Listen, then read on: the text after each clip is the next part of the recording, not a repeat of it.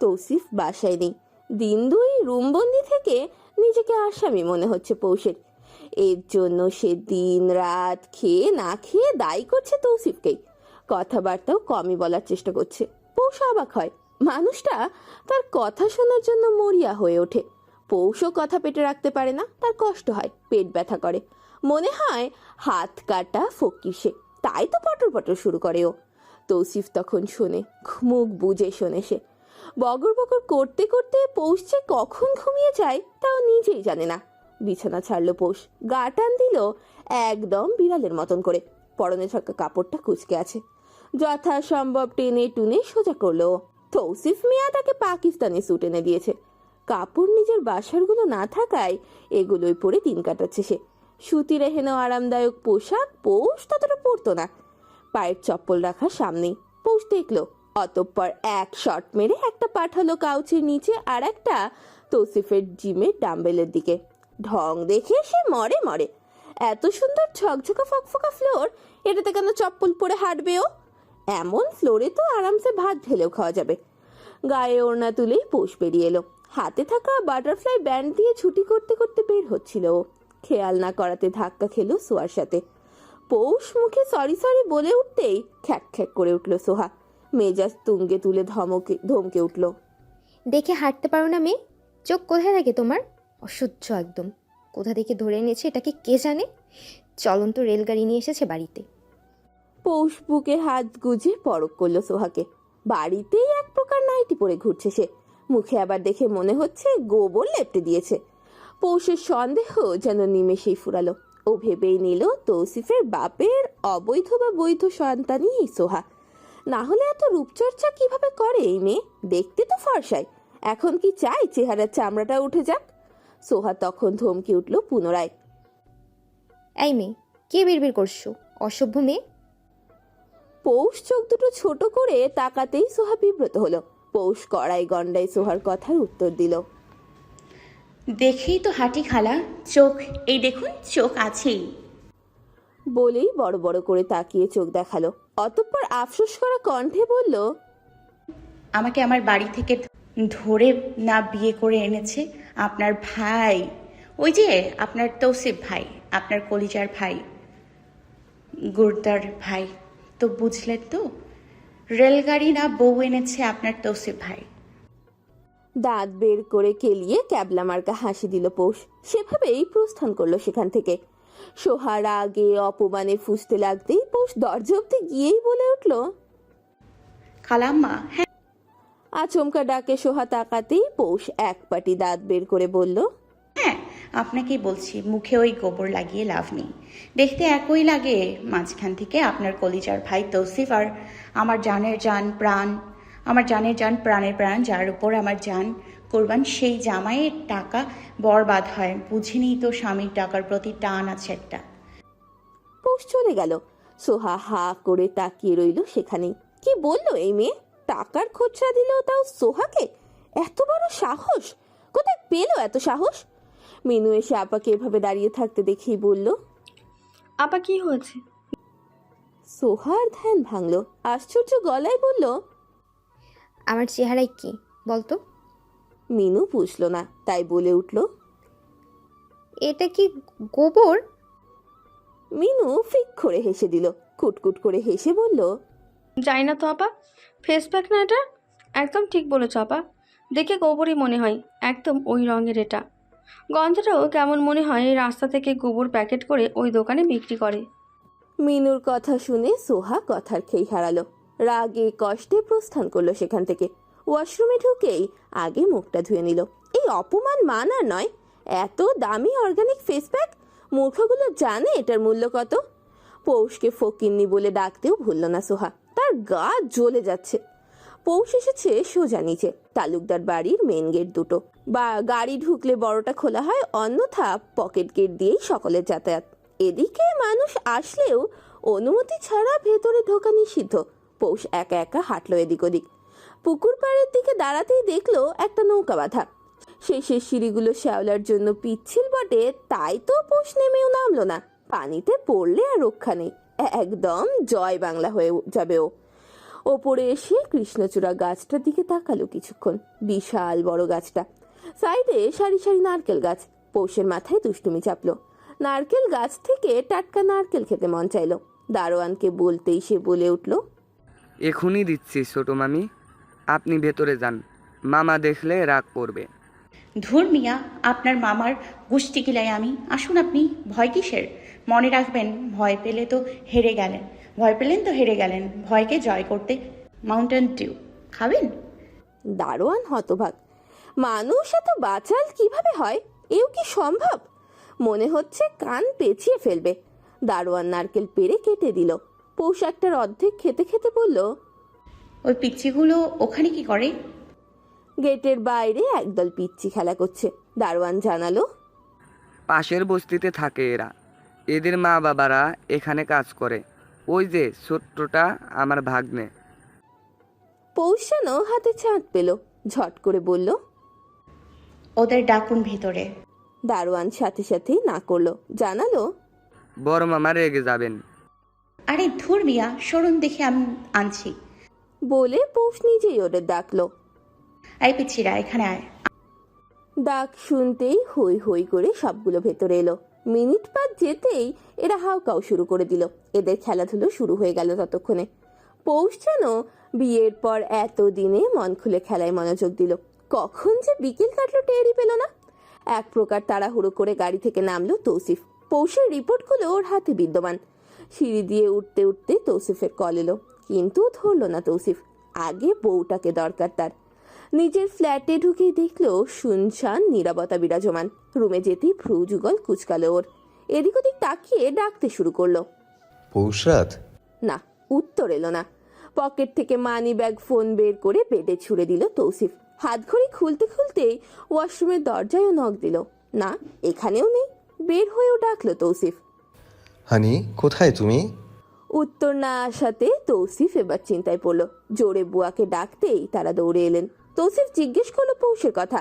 বুয়ারা জানালো বিকেলে পৌষ তো রুমেই ছিল। তৌসিফ ভয়ঙ্কর ভাবে রেগে ধমক দিল। রুমে থাকলে নেই কেন? কোথায় ও? ভয়ে কাঁপছে সকলে। তখনই ফোন এলো।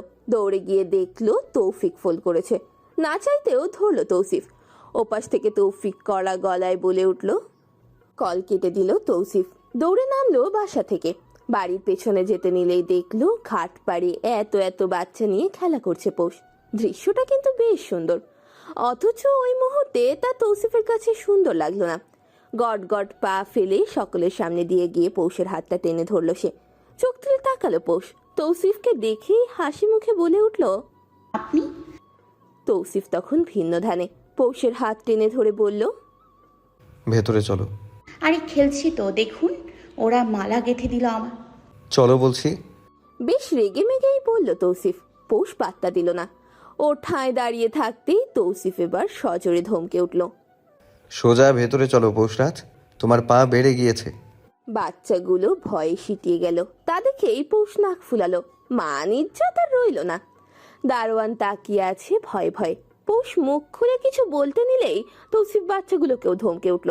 সবগুলো ছুটে পালালো। সবচেয়ে ছোটটা উষ্টা খেয়ে পড়তেই পৌষ নিজের হাত ছাড়িয়ে নিল জোর করে। বাচ্চাটাকে কোলে তুলে নিল মাটি থেকে। তৌসিফ চিৎকার করে দারোয়ানকে ডাকতেই সে দৌড়ে এলো। তৌসিফ পৌষের কোল থেকে বাচ্চাটাকে নিয়ে দারোয়ানকে দিয়ে বলল, ওর বাসায় দিয়ে এসো। এক পলক অপেক্ষা না করে পৌষকে টেনে টুনে নিয়ে এলো তৌসিফ। টলমল চোখে পৌষ রাগ করলো না। রুমে এনেই একদম দরজা আটকে দিল তৌসিফ। পৌষ মুখ খুলতে নিলেই ধমকালো তৌসিফ, ঘাটে কি তোমার? কথা বলো। কি ওখানে? সময় দেখেছো? এই মেয়ে, সময় দেখেছো? তোমার না শরীর খারাপ? আর যদি দেখেছি। কথা কেড়ে রেগে পৌষ বলে উঠল, কি করবেন আপনি? মুখ চেপে ধরলো আচমকা তৌসিফ। চোয়ালে চাপ দিতেই পৌষ থমকে গেল। টলমল চোখে পানি পড়ল। দাঁত চেপে তৌসিফ বলে উঠল, না মানে না। কি বলেছি বুঝেছো? আমার রাগ দেখতে যেও না পৌষরাত, ভয়ঙ্কর খারাপ হবে। কথা শুনবে, বাধ্য তুমি আমাকে শুনতে। আর বাইরে যাবে না। বেশি রাত বাড়লে একদম ঘরের বাইরে পা রাখা নিষিদ্ধ করে দেবো। And you know I can do it. কথাগুলো বলে তৌসিফ ছাড়লো ওকে। দুই পা পিছালো পৌষ। ঢোক গিলল দুটো তিনটে। তৌসিফ তখন ওয়াশরুমে ঢুকলো। পৌষ ওখানে দাঁড়িয়ে রইল বেশ কিছুক্ষণ, ভাবলো বেশ কিছু কথা। ছোট্ট বাচ্চাটা মাটিতে পড়ে গেল দৌড় দিতে গিয়ে, একদম ইনিমিনির সমান বাবুটা কত সুন্দর করে খেললো। সবগুলো মিলে পৌষকে কি সুন্দর মালা গেঁথে দিল। তৌসিফ কিনা ওদেরই ধমক দিল, মায়াও হলো না তার। বড় লোকরা বুঝি এমনই হয়, গরিবদের পছন্দ করে না। এদের কথা কি শুনতেই হয়? পৌষকে তো আজ সে বলেই দিয়েছে পৌষ নাকি তার কথা শুনতে বাধ্য। কেনই বা হবে না? মাগনা খাওয়া থেকে শুরু করে পড়াশোনা, পায়ের উপর পা তুলে থাকা, কোনো কাজ নেই, সারাক্ষণ চাপা নাড়ানো। এত দামি দামি পোশাক সবই তো তার দেয়া, বিনিময়ে তারই তো গোলামি করতে হবে পৌষের। এটাতে তো ভুল কিছু নেই। নিজের কষ্ট ভুলে আর কত তর্ক করবেও, আর কত অস্বীকার করবে। সে এতিম, তার বাবা নেই, মাও নেই। মা বাবা ছাড়া একজন মানুষ সে ঠিক কতটা অসহায় তা পৌষবাদী কেই বা জানে। বাচাল তো পৌষ ছোট থেকেই মনের কথা চেপে রাখতে পারে না, যা মুখে আসে তাই বলে দেয়। এই সাদামাটা মনটাতে কাদা নেই। আচমকায় পৌষ ভাবলো তৌসিফ তো ভুল নয়, তার কি দায় সে পৌষকে পালছে? পৌষই বা কেন মাগনা থাকছে? বুয়ারা যেমন টাকার বিনিময়ে কাজ করছে সেভাবে পৌষও বাধ্য, শুধু কাজগুলো ভিন্ন। চোখ মুছে বিছানায় গিয়ে কাত হয়ে শুয়ে পড়ল পৌষ। খট করে দরজা খুলে ওয়াশরুম থেকে বের হলো তৌসিফ।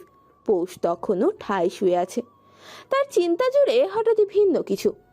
তৌসিফ ঠান্ডা মাথায় বউকে দেখলো। তার আচরণে তো ভুল কিছু নেই, কেন সে তৌসিফের কথা শোনে না? কেন বোঝে না তৌসিফের ভয়? কত করে বলেছে সন্ধ্যের সময় ঘাটে না যেতে, তার ফুপের মৃত্যু তো সেখানেই হয়েছিল। লোক মুখে শোনা হোক বা ভিন্ন কিছু, তৌসিফ পৌষকে নিয়ে ভীষণ সচেতন। পা টিপে টিপে বউয়ের কাছে এলো তৌসিফ। পিঠে হাত রাখতেই পৌষ ঘুরে তাকালো, গাল দুটো লাল হয়ে আছে মেয়েটার। আলতো হাতে হাত বুলালো তৌসিফ, ছোট্ট করে বলল, সরি, এতটা লেগে যাবে বুঝিনি হানি। পৌষ চুপ রইল। তৌসিফ ওর মুখটা ধরে বরাবরের মতো থুতনিতে চুমু দিয়ে বলল, সরি তো আমার তোতা পাখি। গালে দুটো চুমু দিয়ে বলল, পুকুরে যেতে না করেছিলাম না হানি। বাচ্চাটার কি দোষ? কখন বলেছি ওদের দোষ? ধমকে দিলেন যে, বাচ্চাটা পড়ে গেল। বেশি ভাবছো। আমার মতো এতিম সে, এতিমরা বেশি ভাবে। ওহো পৌষরাত, কি বুঝাবো তোমাকে আমি। বলেই জড়িয়ে ধরলো ওকে। পৌষ চুপ রইল। তৌসিফ জানালো, তোমার রিপোর্ট দেখে চিন্তায় ছিলাম হানি, স্বাস্থ্য ঠিক নেই তোমার, চিন্তায় মরে যাচ্ছিলাম। বাসায় এসে দেখি তুমি নেই, কেমন লাগে বলো? বড় ভাই ফোন দিয়ে উলট পালট কথা বললো, তার মধ্যে বুয়ারা সঠিক খবর দিতে পারলো না। রাগ হওয়া কি স্বাভাবিক না? জি। পৌষের এহেন ঠান্ডা শব্দ হজম করা কষ্টসাধ্য, বুকটা যেন ছটফট করে ওঠে। তৌসিফ অস্থির হয়ে বলে উঠল, please honey, don't do this to me, be normal to me. সোহাকে বের করে দিন। দিব। আচ্ছা। পৌষকে তখনও বুকে চাপা তৌসিফ, অথচ মেয়েটা শক্ত হয়ে আছে। তার চোখের পানিতে পৌষের বুক ভিজে যাচ্ছে। তৌসিফ ওকে ছাড়লো, ঠোঁটে চুমু দিয়েই বলল, কথা বলো না হানি। তৌসিফকে অবাক করে দিয়ে নিজের পরনে থাকা কামিজটা খুলে নিল। তৌসিফ অবাক হঠাৎ এমন কাণ্ডে। পৌষ মাথা নিচু করে সরজ সহল গলায় বলে উঠল, ইউ ক্যান। আমি বাধা দিব না, কাঁদবো না, সত্যি বলছি। লাশময় নারী দেহ, যাকে খুব করে চায় তৌসিফ। বছরের পর বছর পুড়ে পুড়ে অঙ্গার ওর যৌবন। এহেন সময় পৌষের করা এহেন কাণ্ডে ঠিক কোথায় গড়াবে জল? স্রোতে ভেসে কোথায় যাবে তৌসিফ? নাকি এখানেই ডুবে মরবে পৌষের মাঝে? রুম জুড়ে একদমই নীরবতায় আচ্ছন্ন এক পরিবেশ। মৃদু হলদেটে আলোয় জল জল করছে পৌষের মুখটা, আর তাতেই অনির্মেষ তাকিয়ে আছে তৌসিফ। জানালার ফাঁক গলিয়ে সুরসুর করে বাতাস বইছে, বাইরে বৃষ্টি বৃষ্টি একটা ভাব, অথচ বিকেল অব্দি মিষ্টি রোদের ঝলক ছিল। পরিবেশ বাইরে ঠান্ডা হলেও ভেতরে তা খুবই উত্তপ্ত। তৌসিফ প্রায় 15 মিনিট সময় লাগালো পৌষকে দেখতে। লজ্জায় ডুবে মরা বাকি পৌষের, অথচ ও ঠায় বসে আছে। তার রূপের আগুনে হাতছানি দিয়ে ডাকছে তৌসিফকে। ভাবা যায় তৌসিফকে, এক তাগড়া জোয়ান সুপুরুষকে সে এভাবে ডাকছে। সে কি জানে এই মুহূর্তে তৌসিফ তাকে কি করতে পারে? ঠিক কতটা সহ্য করার ক্ষমতা আছে তার? তৌসিফ ওর দিকে তাকিয়ে ভাবল, নজর না সরিয়েই নিজের পরনে থাকা টি শার্টটা একটানে খুলে নিল। অবহেলায় তা গিয়ে পড়ল ফ্লোরে। তৌসিফ কিন্তু নজর হটালো না। এদিকে পৌষ মৌন, তৌসিফ চালাক পুরুষ। চতুরতা দিয়েই আজ এত দূর এসেছে সে। হাত বাড়াতেই নিচের কম্পমান হাতটা ওর দিকে দিল পৌষ। তৌসিফ না তাকিয়েই শক্ত করে ধরল। তাকানোর সময় কই, তার নজর তো সেই 20 বছর বয়সী নারীর পানে, যে তার পাগল করা রূপে ঝলসাতে চাইছে তৌসিফকে। আচমকাই পৌষকে নিজের দিকে টেনে নিল। একদম নিজের কোলের উপর তুলে 2 গাল চেপে ধরল ওর 2 হাতে। মুখ তুলে পৌষ তার দিকে তাকায়, অপলক দেখে তৌসিফকে। বাঁকা হেসে মুখ এগিয়ে নিতেই পৌষ চোখ বুজে ফেলে। চুমু পড়ল ঠিকই, কিন্তু থুতনিতে। এই চুমুতেই যেন পৌষ বেশি পাগল হয়। তৌসিফ সরেনি, সে সরবেও না। লাগাতার থুতনিতে একের পর এক ওষ্ঠের ছোঁয়া। অতঃপর হঠাৎই ব্যথায় আহ শব্দ করে ওঠে পৌষ। না চাইতেও চোখ গলিয়ে পানি বেরুলো তার। থুতনিতে কামড়ে ধরেছে তৌসিফ। তার সূক্ষ্ম দাঁতের এহেন কামড়ে পৌষের জান যাই যাই অবস্থা, অথচ সে থামাচ্ছে না। তার মাথায় জেদ এখন এতটাই, সে বিনিময়েই থাকবে এখানে, মাগনাতে নয়। তৌসিফ অবাকই হচ্ছে। পৌষ থামাচ্ছে না তাকে, তাই তো এবার জোরেই কামড়ে দিল। মুখে শব্দ করেই চাদর খামচে ধরে পৌষ। ওর মনে হচ্ছে থুতনি দিয়ে রক্ত বেরিয়ে আসবে। তৌসিফ নিজেই ছেড়ে দিল। পৌষের পিঠে হাত দিয়ে একদম নিজের কাছে নিয়ে গালে গাল মিশিয়ে নেশালো গলায় বলল, হানি, ক্যান আই হ্যাভ মোর? অনুমতিপত্র স্বাক্ষর পৌষের, সাথে মুখেও স্বীকারোক্তি।